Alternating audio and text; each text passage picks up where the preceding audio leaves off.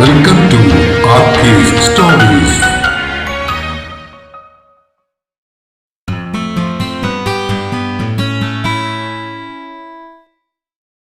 പ്രിയ പ്രണയിനി ഭാഗം 73. രചനയും അവതരണവും രഘുദാസ് കാട്ടുങ്കൽ. ഹിമാലയൻ ഫോർട്ട് റിസോർട്ടിലെ ആ ആദ്യത്തെ രാത്രി തന്നെ അവരുടെ യാത്രാക്ഷീണം മുഴുവനും മാറ്റിയിരുന്നു. ബിയാസ് നദിയുടെ തീരത്ത് മരം കൊണ്ടുണ്ടാക്കിയ റിസോർട്ടിന്റെ മുറ്റത്ത് റിസോർട്ടിലെ ജീവനക്കാർ വലിയൊരു ക്യാമ്പ് ഫയർ ഒരുക്കിയിരുന്നു. കൊടുന്തണുപ്പിനെ വകഞ്ഞു മാറ്റുന്ന തീജ്വാലകൾക്ക് ചുറ്റുമായി അവരെല്ലാവരും വട്ടമിട്ടിരുന്നു. ഒരു വശത്തായി ദേവനും വിശ്വനും അനന്തനും ഫൈസലും ശ്രീജനും ചേർന്ന് തണുപ്പകറ്റാൻ ഗ്ലാസുകളിൽ വിസ്കി പകർന്ന് ആഘോഷം തുടങ്ങിയിരുന്നു. അളിയ, ഈ കൊടുന്തണുപ്പത്ത് ഇതൊരു ഒന്നൊന്നര സാധനം തന്നെ കേട്ടോ. കയ്യിലെ ഗ്ലാസ് ഉയർത്തിക്കൊണ്ട് ശ്രീജൻ പ്രഖ്യാപിച്ചു. സത്യം, നാട്ടിലെ ആ ടെൻഷനൊക്കെ ഒന്ന് മാറ്റിവെക്കാൻ ഇതിലും നല്ലൊരു സ്ഥലം സ്വപ്നങ്ങളിൽ മാത്രമേ കാണൂ. അനന്തൻ ദേവനെ നോക്കി കണ്ണിറുക്കി. മറുവശത്ത് പെണ്ണുങ്ങളുടെ ലോകമായിരുന്നു. ഗൗരിയും രശ്മികയും വൈശാഖിയും ജാസ്മിനും നീലിമയും തീ കാഞ്ഞുകൊണ്ട് നാട്ടിലെ വിശേഷങ്ങളും ചെറിയ പരദൂഷണങ്ങളും ഒക്കെയായിരിക്കുകയാണ്. കൂട്ടത്തിൽ വിശ്വൻ കൊണ്ടുവന്നിരുന്ന വൈനും കുടിക്കുന്നുണ്ടവർ. എന്തായാലും ഏട്ടനും കെപ്പിയും കൂടെ നടത്തിയ നാടകം കൊള്ളാം. അതുകൊണ്ട് ഇങ്ങനൊരു ട്രിപ്പ് സംഘടിപ്പിക്കാൻ പറ്റി. നീലിമ ചിരിച്ചുകൊണ്ട് പറഞ്ഞു. അമ്മ പാവോടി, ഞാനാ ശരിക്കും മുതലാളി എന്നുള്ള ആ ഭാവം നമ്മളങ്ങ് അംഗീകരിച്ചു കൊടുത്താൽ മാത്രം മതി. ഗൗരിയുടെ മറുപടി കേട്ട് എല്ലാവരും പൊട്ടിച്ചിരിച്ചു. അതെ അതെ, ഇപ്പൊ നമ്മൾ ഇങ്ങോട്ട് പോകുന്നതിന്റെ മുഴുവൻ ക്രെഡിറ്റ് അമ്മയ്ക്കല്ലേ. അല്ലാട്ടെ ആണുങ്ങൾക്ക് ഹണിമൂണിന് പോകാൻ അറിയാവുന്ന നാട്ടുകാരെ കാണിക്കാമല്ലോ. നീലിമയുടെ കൗണ്ടർ കൂടി ആയതോടെ ചിരി അതിന്റെ മൂർധന്യത്തിലായി. ഇതിനിടയിൽ അജ്മലും കിങ്ങിണിയും ചേർന്ന് കിച്ചൂട്ടിനെയും റിസ്വാനെയും കളിപ്പിക്കുകയായിരുന്നു. റിസോർട്ടിലെ ആ പുൽത്തകടിയിലൂടെ അവർ ഓടിക്കളിച്ചു. വൈകുന്നേരം മുതലുള്ള കളിയുടെ ക്ഷീണം കാരണം രാത്രി ഭക്ഷണവും കഴിഞ്ഞ് മുറിയിലെത്തും മുന്നേ കിച്ചൂട്ടൻ ഉറക്കമായി കഴിഞ്ഞിരുന്നു. അവനെ കട്ടിലേക്ക് കിടത്തിയിട്ട് വിശ്വൻ ബ്ലാങ്കറ്റ് എടുത്ത് പുതപ്പിച്ചു. രശ്മിക ജനാലയിൽ കൂടി അല്പം അകലെയായി കാണുന്ന നദിയിലേക്ക് നോക്കി നിൽക്കുകയായിരുന്നു. ഹോട്ടൽ എങ്ങനെയുണ്ട്, ഇഷ്ടപ്പെട്ടോ? തൊട്ടു പിന്നിൽ നിന്നും അവന്റെ ചോദ്യം കേട്ട് രശ്മിക ഞെട്ടിത്തിരിഞ്ഞു നോക്കിയിട്ട് തലകുലുക്കി. ഇനിയുള്ള ദിവസങ്ങളിൽ നമുക്ക് ഇവിടുത്തെ സ്ഥലങ്ങളൊക്കെ ഒന്ന് കാണാൻ പോവാം. സജീവന്റെ അച്ഛനും സാധാരണനും ഒക്കെ കൂടി പിന്നെ ഈ പ്രശ്നങ്ങളൊക്കെ ഉണ്ടാക്കാൻ പോവുകയാണെന്ന് പറഞ്ഞു. ഗൗരി പറഞ്ഞു. രശ്മിക വീണ്ടും തലകുലുക്കി. അല്പം പ്രശ്നങ്ങളൊക്കെ ഉണ്ടാകാൻ സാധ്യതയുണ്ട്. എങ്കിലും അതെങ്ങനെ നേരിടണമെന്ന് ഞങ്ങൾ തീരുമാനമെടുത്തിട്ടുണ്ട്. സൂക്ഷിക്കണേ.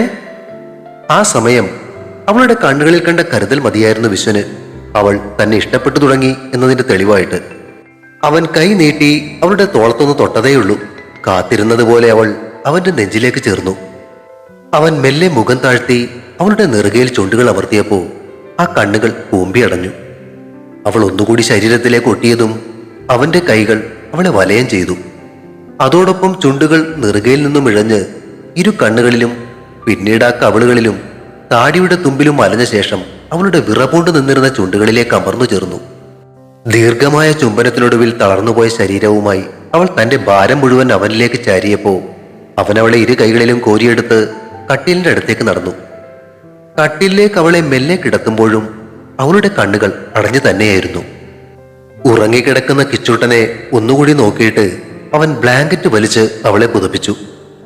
ബെഡ്റൂം ലാമ്പ് ഒഴികെ മറ്റ് ലാമ്പുകളെല്ലാം ഓഫ് ചെയ്തിട്ട് ആ ബ്ലാങ്കറ്റിനടിയിലേക്ക് അവനും കയറി കിടന്നതോടെ അവന്റെ നേരെ തിരിഞ്ഞ് അവൾ കൈകളാൽ അവനെ വട്ടം ചുറ്റിപ്പിടിച്ചു.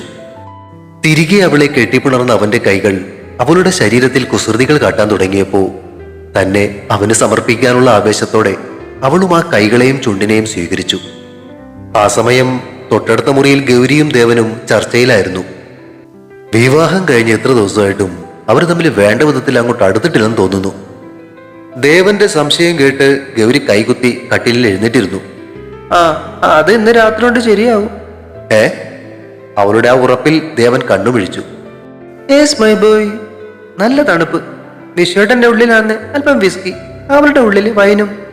നിങ്ങളിപ്പോ പറഞ്ഞ ഈ അടുപ്പം ഉണ്ടാക്കാനേ ഇതൊക്കെ തന്നെ ധാരാളം. പിന്നെ രശ്മികയുടെ ഉള്ളില് ഇപ്പൊ വിശ്വേട്ടനോട് സ്നേഹവും ആരാധനയുണ്ട്. ആന്നോ? പിന്നെ അല്ലാതെ. ഒന്നോ വല്ലവരുടെ അടുപ്പത്തെ കുറിച്ച് ആലോചിക്കാതെ നമ്മുടെ അടുപ്പം പുഷ്പിക്കാനുള്ള കാര്യങ്ങൾ എന്താന്ന് വെച്ചാൽ ചെയ്തേ.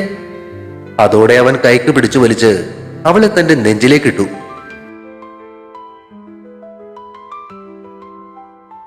പുതിയതായി വരുന്ന സർക്കിൾ ഇൻസ്പെക്ടർ ഗൗരി അറസ്റ്റ് ചെയ്താല് അയാൾക്കെതിരെ നിൽക്കാൻ നിങ്ങൾ എല്ലാവരും കൂടി വിചാരിച്ചാ പറ്റുമോ അനന്തേട്ടാ?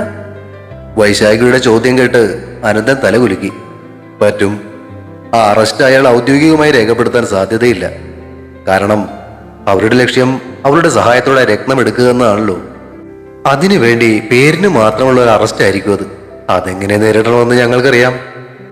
പാർട്ടിക്കാരെ സഹായിക്കാനുണ്ടാവോ? പാർട്ടിക്കാരെ കൂട്ടാൻ ഒക്കത്തില്ല വെച്ചു. സദാനന്ദനുള്ളത് കൊണ്ട് ആരൊക്കെ കൂടെ നിൽക്കുമെന്ന് പറയാൻ പറ്റത്തില്ല. പക്ഷെ സെബാസ്റ്റ്യനും ക്രിസ്റ്റിയും ഉണ്ടാകും. ആ, ഈ സന്തോഷം കഴിഞ്ഞിന് തിരികെ ചെല്ലുന്നത് തീച്ചോളയുടെ നടുവിലേക്കാന്നല്ലോ എന്ന് ഓർക്കുമ്പോ മനസ്സ് തുറന്ന് സന്തോഷിക്കാനും പറ്റുന്നില്ല. നീ പേടിക്കാതിരിക്കുക ചു. ഞങ്ങൾ എല്ലാവരും ഇല്ലേ? പോരാത്തതിന് നിന്റെ ചേട്ടന്മാരും ഉണ്ടാവും.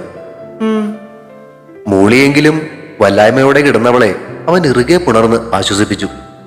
പിറ്റേന്ന് രാവിലെ നല്ല കോടമഞ്ഞുള്ളപ്പോഴാണ് അവർ പ്രശസ്തമായ ഹിഡിംബ ദേവീക്ഷേത്രത്തിലേക്ക് പോയത്.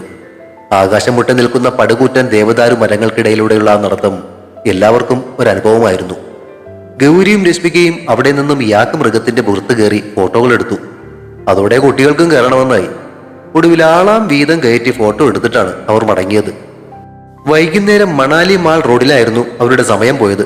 തണുപ്പുകാലത്തേക്കുള്ള സ്വെറ്ററുകളും കമ്പിളി വസ്ത്രങ്ങളും വാങ്ങുന്ന തിരക്കിലായിരുന്നു പെണ്ണുങ്ങൾ. വിശ്വൻ രശ്മികയ്ക്ക് മനോഹരമായൊരു കാശ്മീരി ഷാൾ വാങ്ങി സ്വന്തം കൈകൊണ്ട് പുതപ്പിച്ചു കൊടുത്തപ്പോ അവളുടെ മുഖത്തെ നാണം കണ്ടതും കാര്യം മനസ്സിലായതുപോലെ ദേവൻ ഗൗരിയെ നോക്കി തലകുലുക്കി. അവൾ അവനെ നോക്കി കണ്ണിറുക്കി. അന്നും രാത്രി ക്യാമ്പ് ഫയറും കളിച്ചിരികളും രാത്രിയിലെ പ്രണയം പങ്കുവെക്കലും ഒക്കെ ആയിട്ട് കടന്നുപോയി. മൂന്നാം ദിവസം മണാലിയുടെ സാഹസിക കേന്ദ്രമായ സൊളാങ് വാലിയിലേക്കായിരുന്നു യാത്ര. ആകാശം തൊടുന്ന കേബിൾ കെയർ യാത്ര കിച്ചൂട്ടിനെ അത്ഭുതപ്പെടുത്തി. അവൻ വിശ്വന്റെ മാറിലേക്ക് ചേർന്ന് കിടന്ന് താഴെ കാണുന്ന പച്ചപ്പിലേക്ക് വിരൽ ചൂണ്ടി ചിരിച്ചു. ആണുങ്ങളെല്ലാം അവിടെ പാരാഗ്ലൈഡിംഗ് ചെയ്തപ്പോ പെണ്ണുങ്ങളുടെ കൂട്ടത്തിൽ നിന്നും ഗൗരി മാത്രമാണ് അതിന് തുനിഞ്ഞത്. ആകാശത്തുകൂടി ഒരു പക്ഷിയെ പോലെ പറന്നു നടന്ന ആ നിമിഷം ഗൗരിക്ക് വാക്കുകൾക്ക് അതീതമായിരുന്നു. താഴെ ഇറങ്ങിയതും ദേവൻ ചോദിച്ചു, എങ്ങനെയുണ്ട് ഗച്ചു പാരാഗ്ലൈഡിങ്? ഉണ്ടായിരുന്ന നീ അതിന്റെ നേർക്ക് നോക്കുക പോലും ഇല്ലായിരുന്നു അല്ലേ?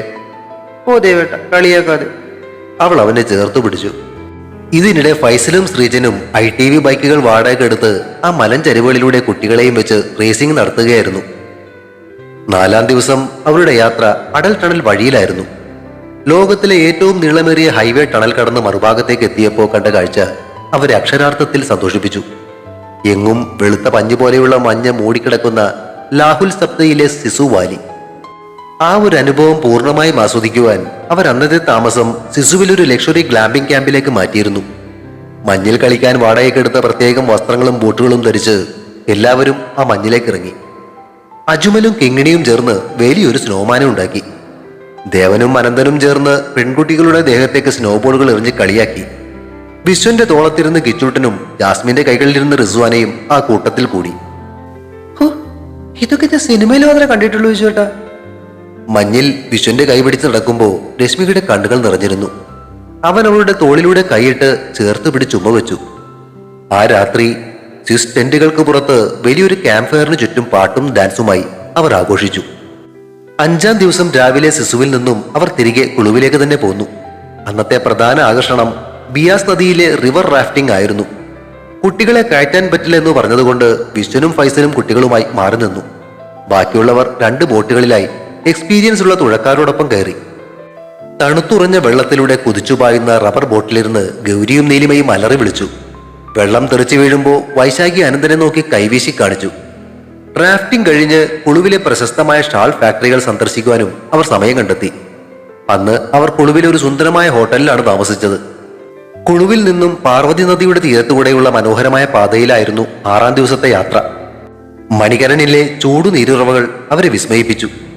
ചുറ്റും മഞ്ഞുമലകൾ നിൽക്കുമ്പോൾ താഴെ തിളച്ചുമറിയുന്ന വെള്ളം.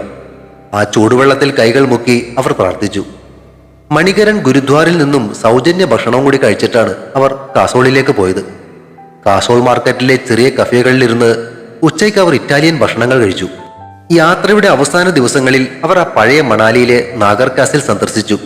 തടികൊണ്ടും കല്ലുകൊണ്ടും നിർമ്മിച്ച ആ പഴയ കൊട്ടാരത്തിന്റെ കൊത്തുമണികൾ കണ്ടു നടക്കുമ്പോൾ ഗൗരിയുടെ മനസ്സിൽ ഒറ്റങ്കാവിൽ വനത്തിനോട് ചേർന്ന് കരിങ്കല്ലിൽ നിർമ്മിച്ചിരുന്ന തങ്ങളുടെ ആ പഴയ റിസോർട്ടായിരുന്നു ഓർമ്മയിൽ തെളിഞ്ഞത്.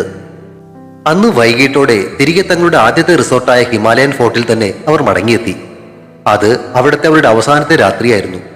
അന്നും വലിയൊരു ക്യാമ്പ് ഫയർ ഒരുക്കിയിരുന്നു. പാട്ടുകളും ഡാൻസും ഒക്കെ കഴിഞ്ഞപ്പോൾ എല്ലാവരും ഒരല്പം ഇമോഷണലായി. സത്യം പറഞ്ഞ തിരികെ പോകാൻ തോന്നുന്നില്ല ദേവ. അനന്തൻ ആകാശത്തെ നക്ഷത്രങ്ങളെയും നോക്കിക്കൊണ്ട് പറഞ്ഞു. പോകാതെ വയ്യല്ലോ അനന്ത. ഇനിയും അവിടെ നമുക്ക് ഒരുപാട് കാര്യങ്ങളൊക്കെ ചെയ്തു തീർക്കാനുണ്ടല്ലോ. സദാനന്ദനും പിന്നെ ആ പുതിയ സർക്കിൾ ഇൻസ്പെക്ടർ ബ്രഹ്മദത്തനും നമുക്കായി എന്തൊക്കെ വലകളാണ് അവിടെ വിരിച്ചിരിക്കുന്നതെന്ന് അറിയില്ല. പക്ഷെ 8 ദിവസത്തെ ഈ യാത്ര അത് നമുക്കെല്ലാവർക്കും തന്ന ഊർജം ചെറുതല്ല. ദേവൻ അത് പറഞ്ഞപ്പോ ശരിയാണെന്ന അർത്ഥത്തിൽ വിശ്വനും ഫൈസലും തലകുലുക്കി. ഗൗരി ദേവന്റെ തോളിലേക്ക് ചാഞ്ഞു കിടന്നുകൊണ്ട് വിശ്വനെ ചാരിയിരിക്കുന്ന രശ്മികയെ നോക്കി. കുട്ടികളെല്ലാം ഇതിനകം തന്നെ ഉറക്കത്തിലേക്ക് വഴുതി വീണിരുന്നു. വലിയൊരു കൊടുങ്കാറ്റിനെ നേരിടാൻ പോകുന്നതിന് മുൻപുള്ള ശാന്തതയായിരുന്നു ആ മണാലിയുടെ തണുത്ത രാത്രി. 8ാം ദിവസം രാവിലെ ബാഗുകളെല്ലാം പാക്ക് ചെയ്ത് ആ മനോഹരമായ താഴ്വാരയോട് യാത്ര പറഞ്ഞ് അവർ ബൂന്ദർ എയർപോർട്ടിലേക്ക് തിരിച്ചു. മനസ്സു നിറയെ മനോഹരമായ ഓർമ്മകളും വരാനിരിക്കുന്ന പോരാട്ടങ്ങൾ നേരിടാനുള്ള കരുത്തുമായി അവർ കൊറ്റങ്കാവിലേക്ക് മടങ്ങുകയായിരുന്നു. തുടരും. പ്രിയ പ്രണയിനി അടുത്ത ഭാഗം ഉടൻ പ്രതീക്ഷിക്കുക. സബ്സ്ക്രൈബ് ചെയ്യാത്തവരുണ്ടെങ്കിൽ ദയവായി സബ്സ്ക്രൈബ് ചെയ്ത് സപ്പോർട്ട് ചെയ്യണേ. കഥയ്ക്ക് അഭിപ്രായങ്ങളും ലൈക്കുകളും ഹൈപ്പും ഒക്കെ നൽകുന്നതിനോടൊപ്പം തന്നെ കഥയുടെ ലിങ്ക് കഴിയുന്നവർക്കൊക്കെ ഒന്ന് ഷെയർ ചെയ്ത് കൂടി കൊടുത്തേക്കണേ. Thank U.